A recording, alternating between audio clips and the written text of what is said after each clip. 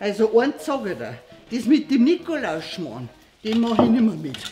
Ja mei, ich kann ja auch nichts dafür.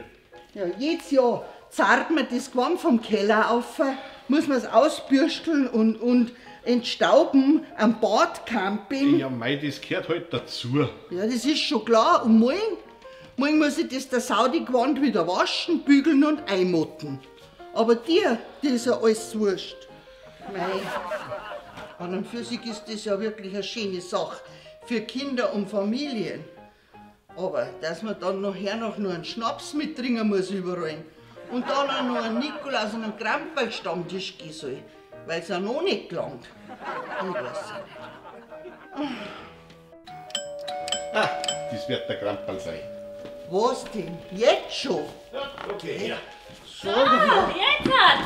Gott, Ja, hey! was ist los? Ja, ist der Nikolaus noch nicht fertig, oder was? Ja, Flei, du bist da 5 Minuten zu früh. Ja, ich helfe dir. Mach mir mal rein, da. Ei. Haben wir noch jetzt ja hingekriegt. Schon ein guter Start, nicht fertig sein. Aber eins sag ich dir, das ist heuer das letzte Mal, dass ich das mitmache. Ja, das sagt sie jetzt ja.